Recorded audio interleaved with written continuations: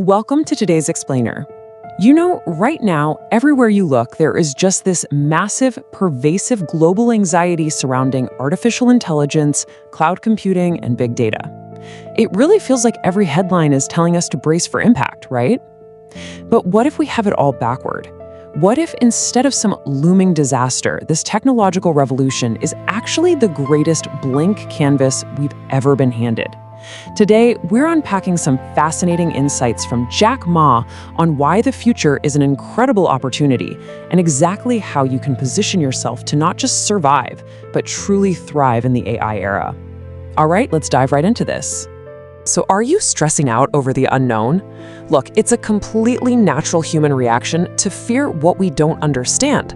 But our source material makes a really provocative point right out of the gate.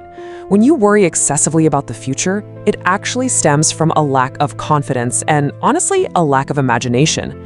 It means you're basically assuming the future will be a place where you have no agency. We might not have all the solutions for tomorrow right at this very moment, but that doesn't mean the solutions don't exist. It just means we haven't built them yet.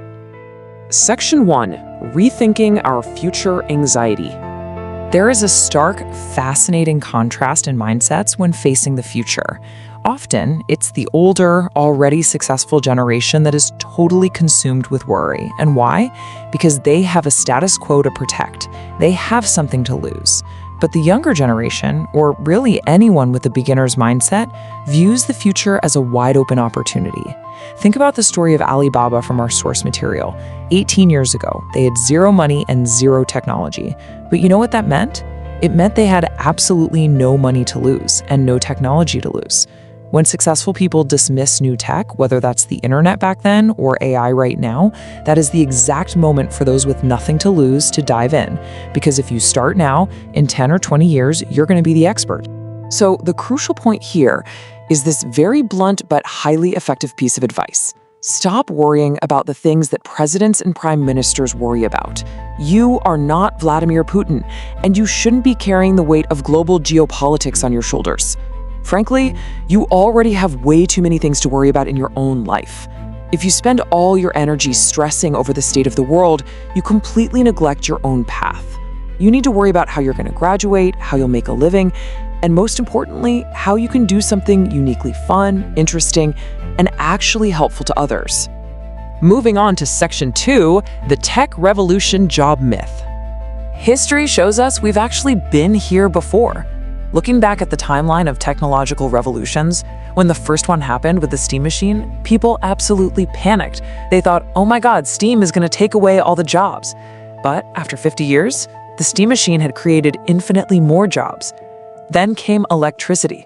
Companies panicked all over again, terrified of massive job losses. Yet, electricity birthed entire industries we couldn't have possibly imagined. And now, well, we're at step 3, artificial intelligence. History strongly suggests that long-term, AI will create far more jobs than it destroys. The long-term trajectory of human innovation is always expansion. It's never contraction. However, we can't just put on rose-colored glasses here. While that 50-year horizon is incredibly bright, we absolutely have to prepare for a brutal short-term shock, lasting maybe 20 to 30 years. During this period, AI is going to replace a lot of routine, mechanical, or as our source bluntly calls them, stupid jobs. The transition will be painful for a lot of people. So this isn't a time to just coast. It's a critical survival period where we must actively learn how to adapt and function alongside artificial intelligence. Which brings us to Section 3, humans versus the machines. Listen, if you try to compete with a machine on its own terms, you will lose. End of story. Machines are always going to be stronger, they're going to be smarter at processing data, and they will run calculations infinitely faster than we ever could. But our human advantage is profound. Humans have wisdom, we have belief systems, we have heart and empathy. A machine does not have a soul. A machine can calculate the odds perfectly, but it cannot make a leap of faith. Our survival in the AI era relies entirely on leaning into these deeply human traits that code simply cannot replicate. Section 4. Redefining education for tomorrow. Our source material delivers some real tough love on this topic. It tells us, Do not follow yesterday's ways of teaching and learning. If you are spending hours trying to rote memorize facts and figures, stop.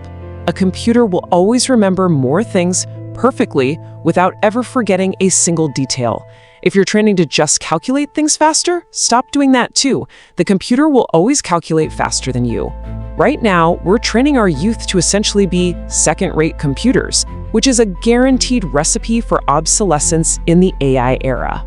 Instead, we need a massive pivot to a totally new educational blueprint. Everything you learn, every class you take, every project you do, you have got to ask yourself, is this making me more creative? Is it making me more innovative? Is it helping me be constructive? If the answer is yes, do it, because this is how you outpace a machine. You don't outcalculate it, you outcreate it. You use technology as a tool to amplify your unique human innovation. And finally, Section 5, the true price of success. 867. According to our source material, that is the exact number of hours Jack Ma spent working on an airplane in a single year. Think about that for a second. That is over a month of continuous time, literally just in the air, working. The reality of building a massive, transformative opportunity is that it requires an unbelievable amount of hard work. 18 years of working day and night, barely sleeping well, equates to about 70 years of experience at a quote-unquote normal company. Nothing is free, guys, and absolutely nothing is easy. You have to pay the price, and paying that price requires some completely unconventional problem solving. If an idea comes across your desk and everyone in the room agrees it's a great idea, the advice here is actually to throw it straight in the rubbish bin. Why? Well, because if everyone already thinks it's great, everyone else is already doing it. There is zero unique opportunity there. True opportunities lie in the really tough questions that most people run away from. That is where you get to explore how to do things uniquely. Building the future is going to be brutally difficult, and for sure, you will face setbacks. But shedding tears over your business struggles literally does not help you solve the problem. Honestly, if crying helped, you could just cry every single day and be incredibly successful. Instead, you have to take that raw emotional energy, channel it into a positive, constructive force, and simply outwork your competition. Don't cry. Make your competitors cry through your relentless innovation. This brings us to one of the most powerful, poetic takeaways from our explainer today. Today is very tough. Tomorrow is more tougher. The day of tomorrow is beautiful, but most people die tomorrow evening. What this means is that every tough situation, every impossible problem you meet is just training for yourself. The beautiful rewards of your hard work are waiting just over the horizon. But the ultimate tragedy is that most people give up the night before the dawn. You have to endure the tough days to see the beautiful tomorrow. And for anyone out there who is just starting out, remember this one crucial thing. Getting a bachelor's degree or a PhD is an amazing accomplishment, absolutely, but don't ever mistake it for the finish line. Your diploma is literally just a printed receipt proving that your parents, or you, paid tuition for 4 years. That's it. When you graduate, you are actually just starting your career of learning. Which brings us to our final provocative thought. The real challenge happens the moment you leave the safety of the classroom. The real test is life itself. This technological revolution is here, whether you choose to worry about it or not. So the question is, are you going to waste your energy stressing over what you can't control, or are you ready for the real exam to start? Embrace your creativity, tackle the really tough problems, and go build your own future. Thanks for tuning in to this explainer.